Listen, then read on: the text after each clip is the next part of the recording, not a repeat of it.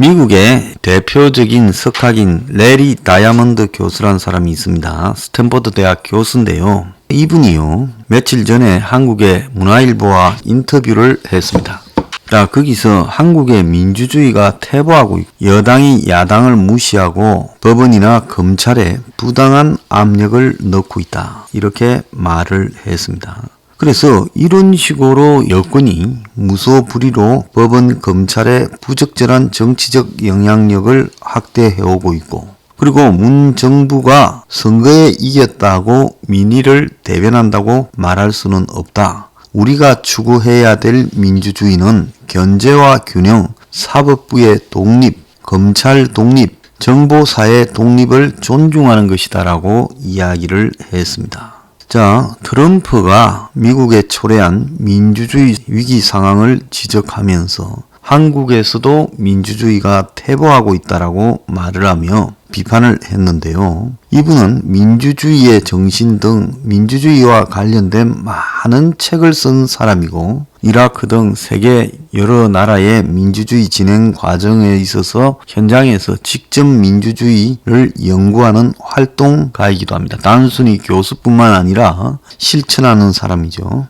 그래서 한국 민주주의 상황이, 민주주의는 단순히 선거에서 이기는 것 이상이다. 선거에서 이겼다고 민주주의를 이용해서 모든 권력을 독점하려고 해서는 안 된다. 한 번이나 두 번 선거 이겼다고 매우 민주적인 정당이기나 민주주의의 보호자거나 민의를 대표한다고 말할 수 없다라고 말하며, 우리가 추구해야 될 민주주의는 견제, 균형, 사법부 독립, 검찰 독립, 정보사의 독립을 존중하는 것이고, 정치적 반대자에게도 최소한의 공통점을 찾으려고 노력하는 것이다. 그런데 문 정권과 더불어 거수기당이 선출된 권력 또는 다수당임을 앞세워 일방적으로 국정 운영을 하며 법원, 경찰, 감사원의 독립성을 침해하는 행태는 민주주의에 반하는 것이다라고 비판하며, 단순히 많은 참여자가 있고 풀뿌리 정서가 있다는 이유만으로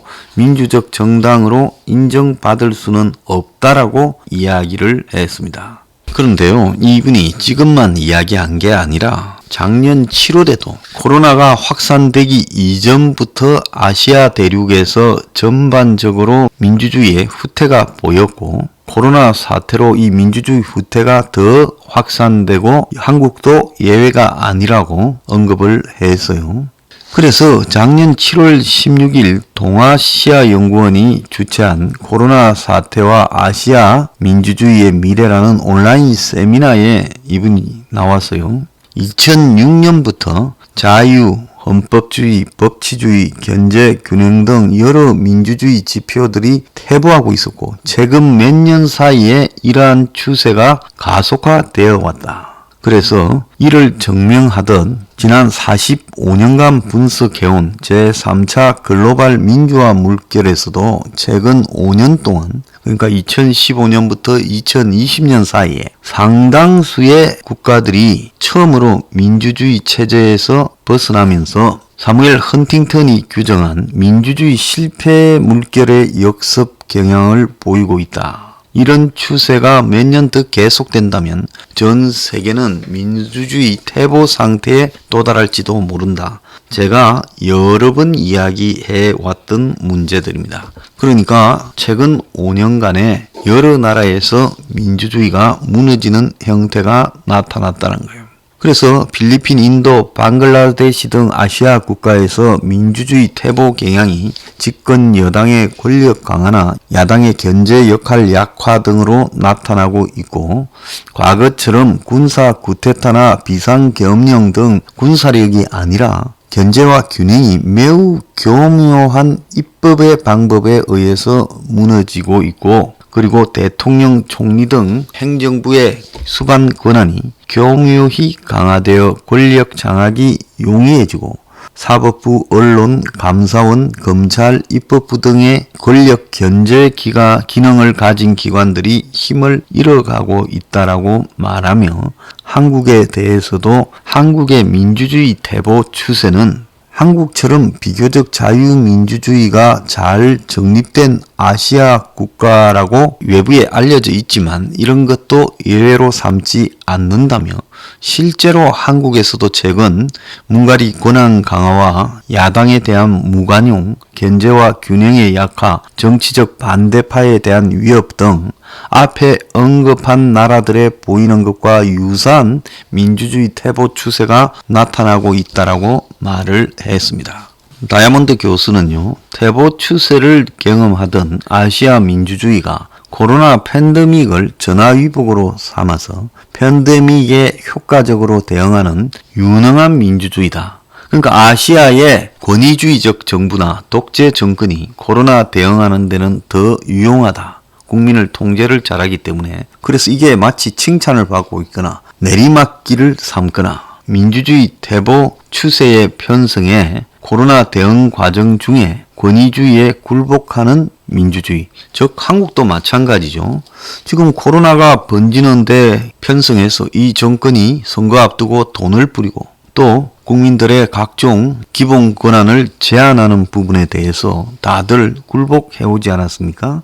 코로나 국면을 대중의 두려움을 공포 정치의 도구로 삼아서 권위주의 정권들이 야당과 언론을 탄압하고 자유를 침해하고 권력을 공고하게 할 가능성에 대해서도 지적했고 코로나 추적 시스템이 악용될 가능성, 즉 권위주의 정권에서 코로나 추적 앱을 반대 세력을 감시하고 개인의 권리를 침해하는 수단으로 사용할 수도 있다는 거죠. 그래서 이분은 그때 이렇게 말했습니다. 일본, 한국과 같이 아시아에서 앞선 민주주의 국가들도 역내에 발생하고 있는 인권 문제 등 민주주의를 위협하는 상황에 대해서 목소리를 내야 되는데 홍콩 문제 등에 대해서 아시아 국가들이 침묵하고 있다고 비판도 했어요. 자, 유엔의 인권 문제를 관장하는 유엔 인권 최고 대표 사무소가요. 지난해 우리나라 정부의 인권 문제와 관련해서 6차례 의견 개진을 했습니다. 이거는 민주주의의 기본이라고 볼 수 있는 인권 문제에 대해서 한국이 정부가 제대로 하지 못하고 있다. 최소한의 기본권요. 자, 이 중에 북한 인권에 대한 우리 정부의 조치에 우려를 표명하며 개선 및 후속 조치를 권고한 게 3차례 되고 그때마다 우리 정권은 원론적으로 답변했는데 인권 변호사 출신이라는 문가리가 한국이 무리한 대북 유화책을 구사하다 인권 후진국이라는 오명을 쓸 수도 있다는 비판이 나오고 있습니다.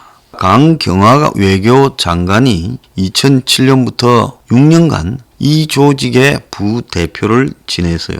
그런데 이 조직이 유엔 인권 최고 대표 사무소가 지적한 6개 인권 사안이요. 첫 번째가 탈북 선원 2명을 강제 북송했습니다. 작년 1월 28일요. 두 번째가 한국의 기업이 시공한 라오스 댐 붕괴 사건 후속 대책이 없다. 2020년 4월 17일 지적했고요. 그 다음에 성전환 수술 뒤 강제 전역 사건에 대해 7월 29일 날 지적했고 통일부의 북한 인권단체 사무검사 즉 통일부가 돈 좀 과거에 대줬다고 이 사무실을 검사를 했는데 사실상 감사지요. 그리고 서해 피살 공무원 유가족 정보 접근을 제안했죠. 그리고 또 낙태 처벌 개정안에 대해서 우려를 표명을 했습니다.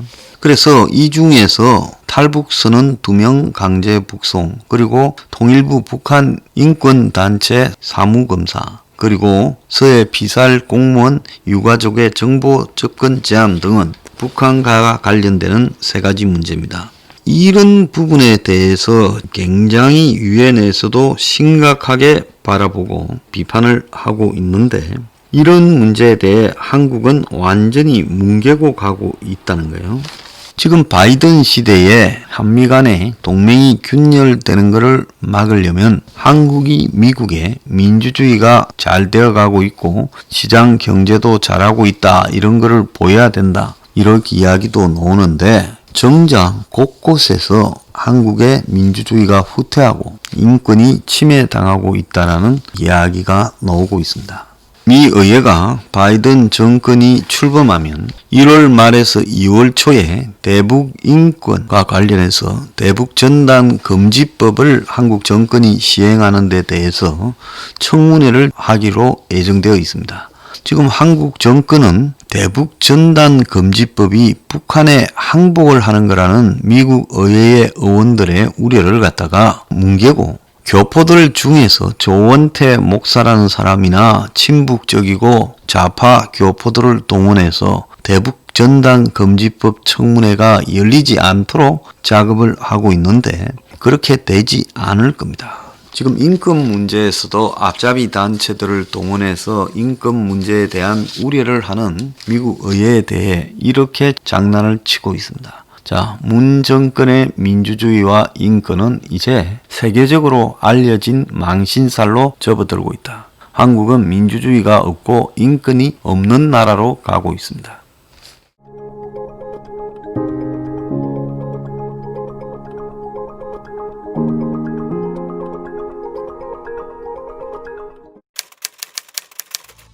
We